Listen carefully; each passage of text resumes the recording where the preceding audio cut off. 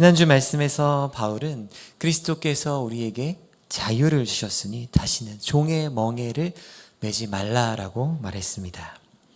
예수님을 주로 영접한 그리스도인들은 이제 더 이상 율법 안에서 의롭다 함을 얻으려는 행위에서 자유하게 되었기 때문입니다.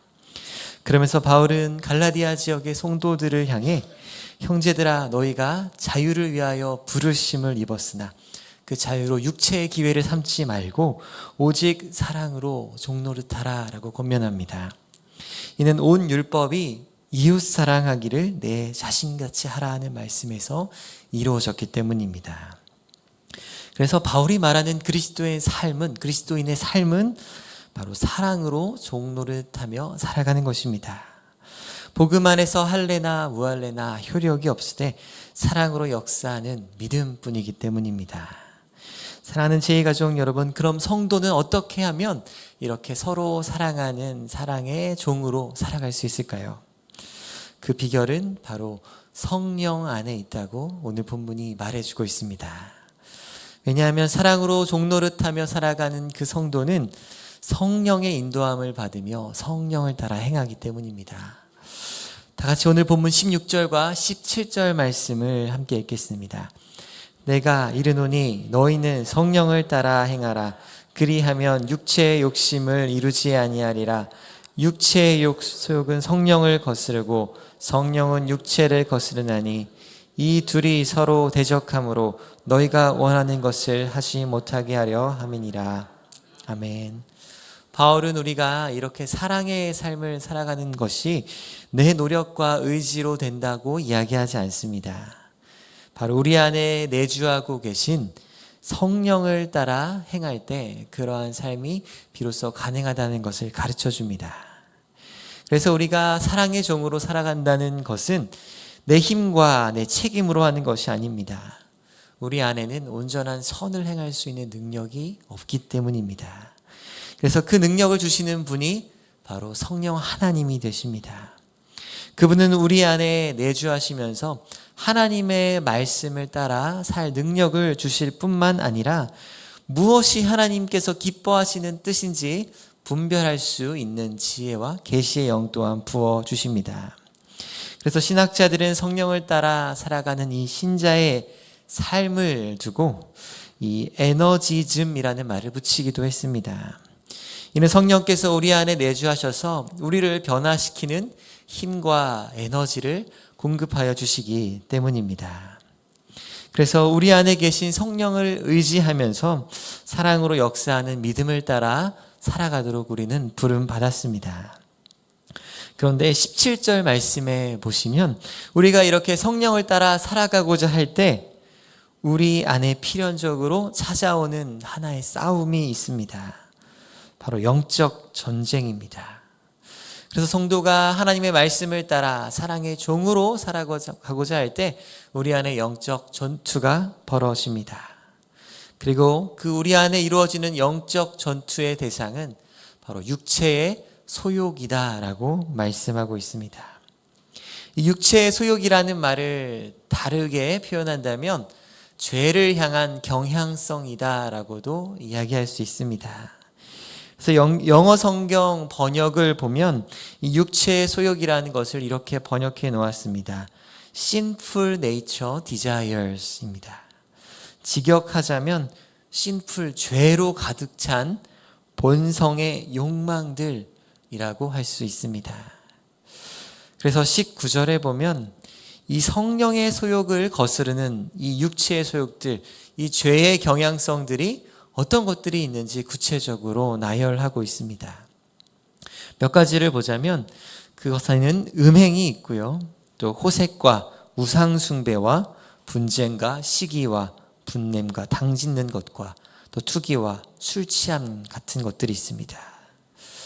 이런 죄의 목록들을 보면 우리 안에 죄를 향한 다양한 편향성이 존재한다는 것을 알 수 있습니다.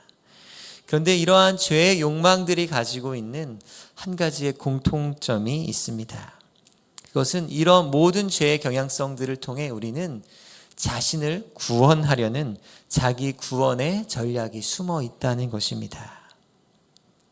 예를 들어 음행이나 더러운 것, 호색을 하는 사람들은 이 잘못된 성적인 쾌락을 통해 내가 궁극적으로 행복할 수 있다고 믿기 때문에 이러한 죄들에 빠지는 것입니다. 우상숭배와 주술도 비슷합니다. 이 우상숭배와 주술을 통해 이 종교적인 행위가 모든 불운으로부터 나를 지켜주고 나에게 복을 가져다 줄 것이라 믿기 때문에 우상숭배에 빠지는 것입니다. 또 누군가를 비판하고 시기하고 당을 지음으로써 그래도 내가 저 사람보다는 낫지, 이런 마음을 통해서 자신이 스스로 가치 있는 존재임을 증명하려고 합니다. 그래서 그러한 우월감 가운데 안심을 찾는 것입니다. 그래서 이렇게 뒤에서 다른 사람을 향해 비난하고 시기하고 당을 지는 것 역시 내가 이 사람보다 나은 사람이 되려는 자기 구원의 전략입니다. 무엇보다 이러한 자기 구원의 전략들은 서서히 그 사람을 중독시킵니다. 그래서 21절에 술 취함과 방탕함은 단순히 알코올의 문제만을 가리키는 것이 아닙니다.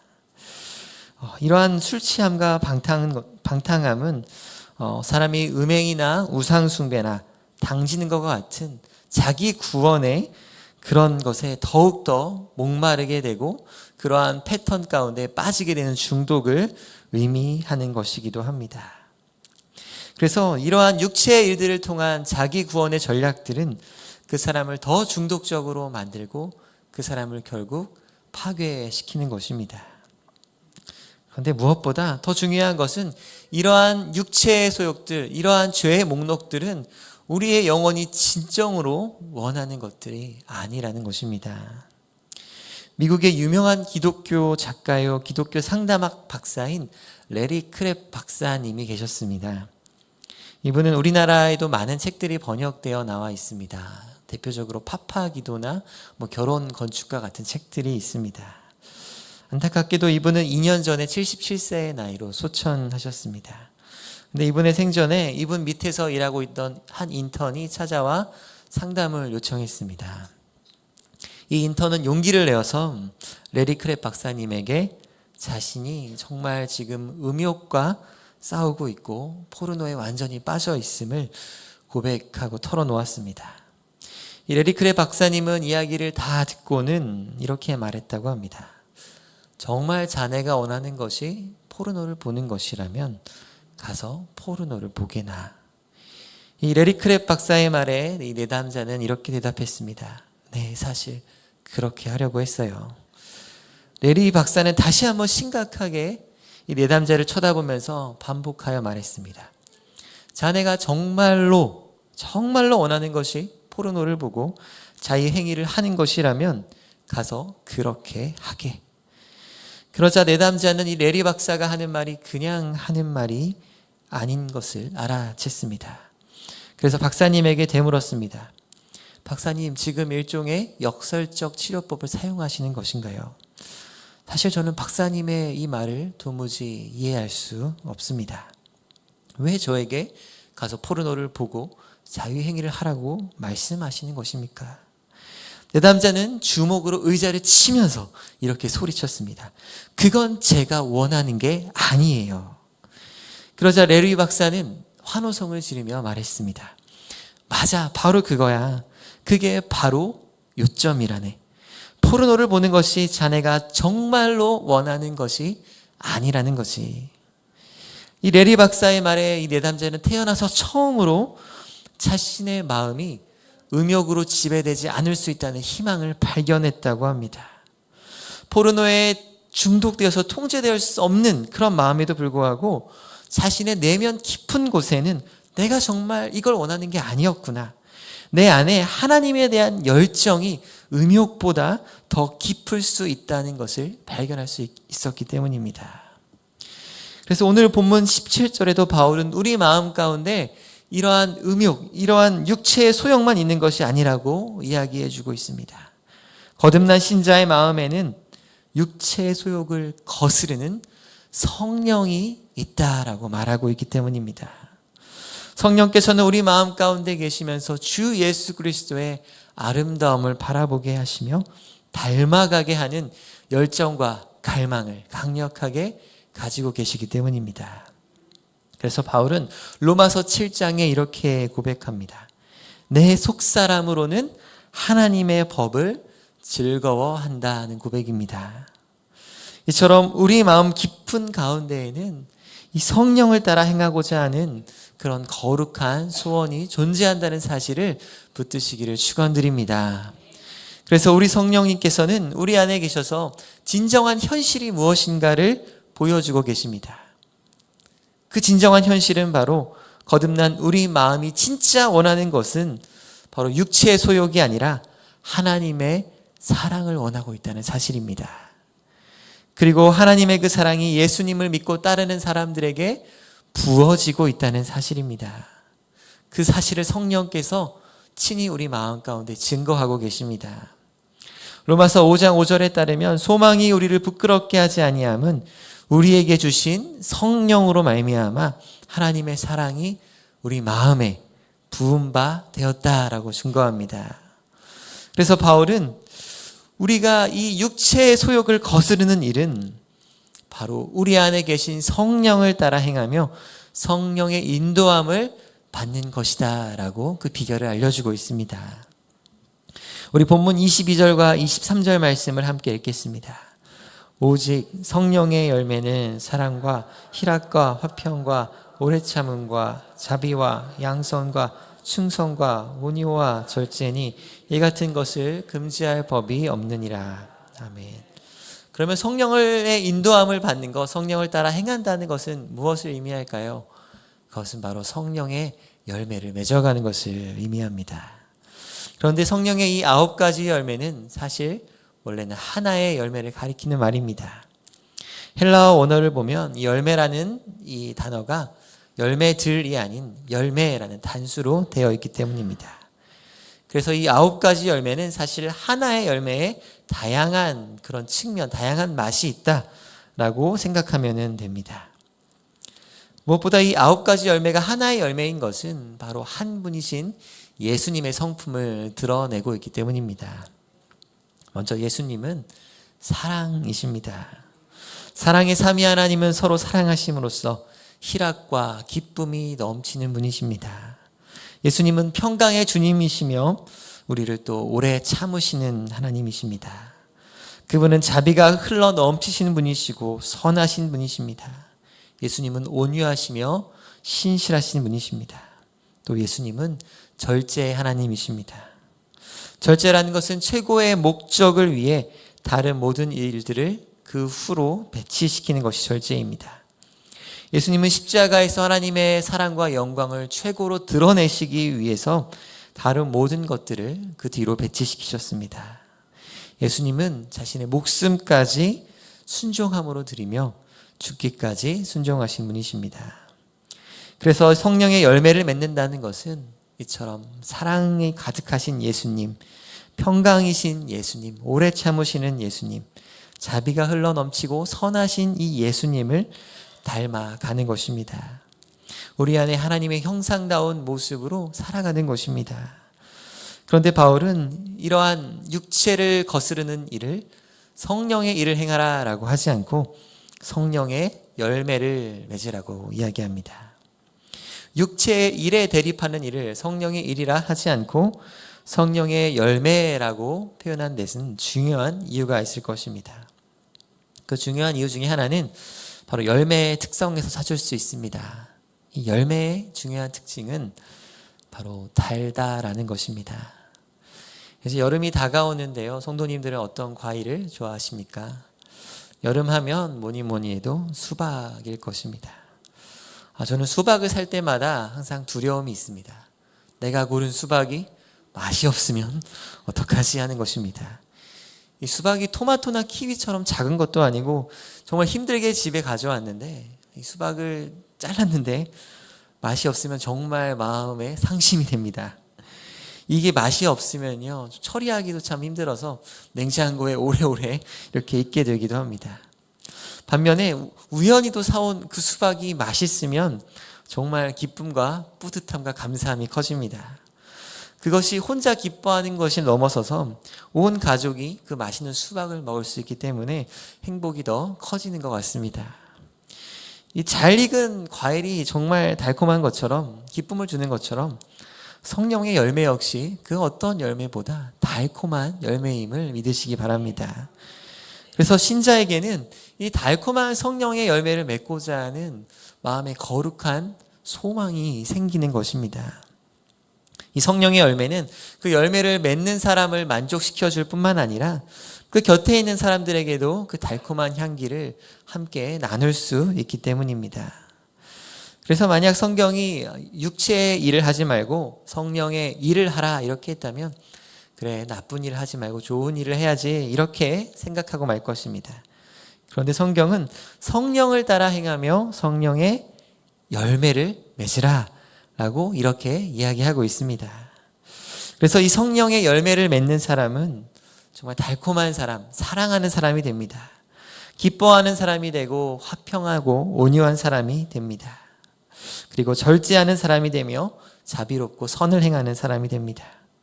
그래서 우리가 이런 열매를 맺어간다면 우리의 인생은 굉장히 아름답고 또한 달콤하여질 것입니다. 그뿐 아니라 내 주변에 있는 사람들에게까지도 아주 행복하고 달게 만들어줄 것이라는 사실입니다. 다시 말해 하나님께서 우리에게 육체의 소욕을 거스르라, 성령의 열매를 맺으라 말씀하는 것은 우리를 통제하고 괴롭히고 얽매려고 하는 것이 아닙니다. 하나님께서는 우리가 이렇게 성령의 열매를 맺음을 통해 우리의 삶을 달게 만들어주시길 원하신다는 그 사실을 기억하시길 바랍니다. 우리 25절과 26절 같이 읽겠습니다. 만일 우리가 성령으로 살며 또한 성령으로 행할지니 헛된 영광을 구하여 서로 노엽게 하거나 서로 투기하지 말지니라. 아멘. 이 성령의 열매를 맺는 그 달콤한 삶이란 바로 헛된 영광을 구하며 살지 않는 것입니다. 헛된 영광이 무엇일까요? 헛된 영광으로 번역된 헬라어의 그 단어를 보면은 우리말로 자만심이 곧 헛된 영광임을 알 수 있습니다. 자만심이라는 것은 국어사전에 보면 나와 관련 있는 것들을 스스로 자랑하고 뽐내는 것이 자만심입니다. 그래서 이 자만심의 결과가 말씀해 보면 서로 노엽게 하거나 시기하게 된다라고 이야기합니다. 그래서 내 안에 뭔가 자랑할 만한 것이 있는 사람은 이것이 우월감으로 나타납니다. 그런데 이 우월감은 그냥 우월감을 경험하는 것으로 끝나지 않습니다. 계속해서 내가 남보다 뛰어나다는 것, 남보다 우월하다는 것을 확인하기 위해서 그 사람들을 계속 바라보고 비교해야 안심이 되는 것입니다. 그래서 사람들과 나를 계속해서 경쟁하게 하고 비교하는 것으로 그 관계를 만들어 갑니다. 그리고 이러한 태도가 다른 사람을 우습게 여기고 멸시하는 태도로 나타날 때 서로 노엽게 만드는 결과로 나타납니다. 관계를 깨트리는 것이죠. 반대로 다른 사람에 비해 내가 자랑할 것이 없다, 부족하다 생각하는 사람은 이 자만심의 열등감으로 나타납니다. 그래서 이 사람은 내가 다른 사람과의 경쟁에서 졌기 때문에 자신에 대해 절망합니다. 또 내가 갖고 싶은 것을 그 사람이 먼저 가졌다는 것을 바라보면서 시기하고 질투합니다. 그런데 이렇게 자만심이 우월감으로 나타나든지 열등감으로 나타나든지 이 둘의 공통점이 있습니다. 그 중심에는 인정받고자 하는 나로 자기중심성이 가득하다는 것입니다. 그래서 이러한 인정 욕구로 자만심으로 가득한 사람은 다른 사람을 온전히 사랑할 수 없습니다. 자꾸 나 자신만을 바라보기 때문입니다. 그래서 이러한 사람에게는 모든 관계가 비교의 대상이거나 시기와 질투의 대상으로만 보여집니다.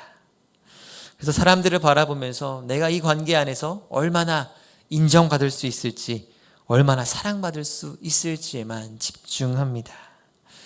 이것은 계속해서 자신의 결핍을 바라보고 자신의 상처를 바라보게 하는 방식입니다. 그런데 더 큰 문제는 이렇게 자만심에 가득한 삶이 결코 자신을 행복하게 만들어주지 못한다는 것입니다. 헛된 영광을 구하는 것은 말 그대로 텅 빈 영광을 구하는 것이기 때문입니다. 그래서 인간은 아무리 다른 사람의 칭찬을 받고 인정을 계속해서 받아도 그 마음이 온전히 채워질 수가 없습니다. 그러한 것들은 헛된 영광들이기에 그런 영광을 구하면 구할수록 더 목마르게 되어 있는 것과 같습니다.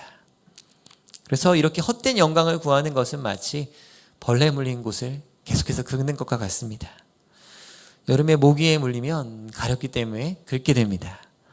긁으면 잠깐은 시원합니다. 그런데 문제는 더 붓고 더 가려워진다는 것입니다. 그래서 또 긁으면 그 순간은 시원하지만 결국 피부가 상하게 됩니다.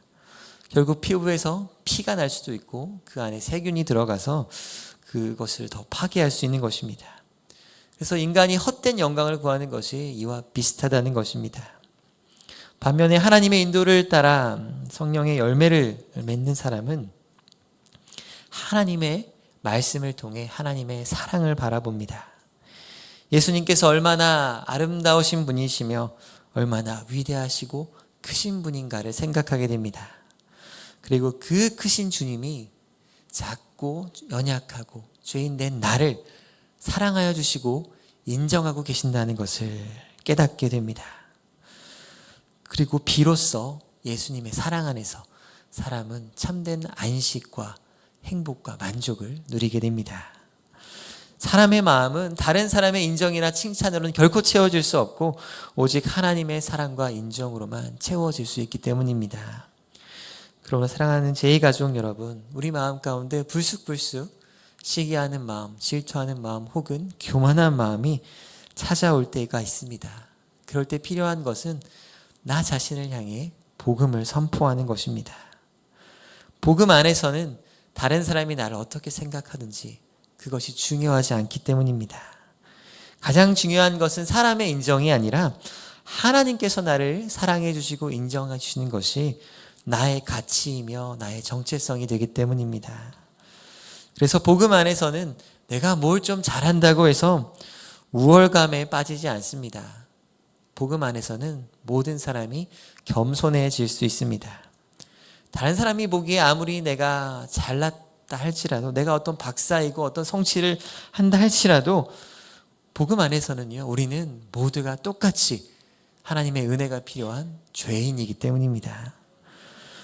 또 복음은 우리를 모든 사람들 앞에서 담대하게 만듭니다. 우리가 정말 죄인이고 부족하고 연약한 존재이지만 복음 안에서 하나님께서 우리를 사랑해 주고 계시기 때문입니다.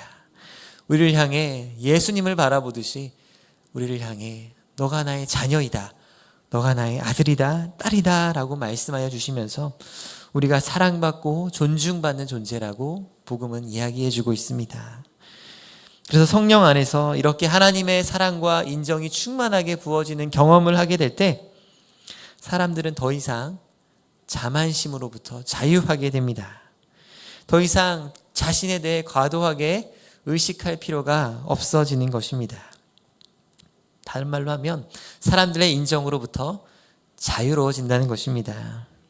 그래서 팀 켈러 목사님은 자신의 책에서 우리가 건강한 자아상을 가지게 되는 것은 바로 자신을 네 번째 발가락 정도로 생각하는 것이다 라고 비유했습니다. 우리가 살아갈 때 네 번째 발가락의 존재에 대해서는 거의 의식하지 않고 걸어 다닙니다. 그런데 이 네 번째 발가락이 있다는 것이 의식될 때가 있습니다. 그 순간은 바로 네 번째 발가락에 상처가 났거나 혹은 모기에 물렸을 때일 것입니다. 그렇습니다. 우리가 계속해서 이 사람이 나를 어떻게 생각하지? 나는 뭘 못해, 나 뭘 잘해, 나에 대해서 계속 생각한다면 그것은 나의 자아에 상처가 났다는 것입니다. 나의 자아가 지금 인정으로부터 사랑으로부터 결핍되어 있다는 그런 신호입니다. 건강한 자아는 우리가 네 번째 발가락을 거의 생각하지 않는 것처럼 자신을 덜 생각합니다. 왜냐하면 내가 아무리 잘나고 아무리 못났다 할지라도 나는 부패한 죄인이기 때문에 더 이상 나에게 어떤 기대할 것이 없기 때문입니다. 그래서 성령 안에 사는 사람은 다른 사람과 나를 비교하며 자신을 부족한 존재로 보지 않습니다. 또 반대로 나는 이런 높임을 받아야 돼, 나는 이런 대접을 받아야 돼 하고 나를 막 의식하지도 않게 됩니다. 건강한 자아상을 가진 사람은 하나님의 사랑으로 내가 이미 존귀한 자가 되었다는 이 하나님의 사랑에 초점을 맞추고 살아갑니다. 그래서 그 삶의 방향이 하나님의 사랑을 바라보면서 동시에 하나님께서 사랑하시는 이웃을 향하게 됩니다. 하나님이 나를 이렇게 사랑해 주시는구나. 하나님이 나를 사랑해 주실 뿐만 아니라 또 이 이웃을 사랑하고 계시는구나.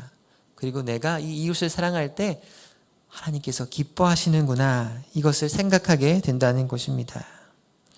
그래서 우리가 복음 안에서 과도한 자기 인식이라는 장애물이 사라지게 되면은 비로소 이웃이 보이기 시작합니다.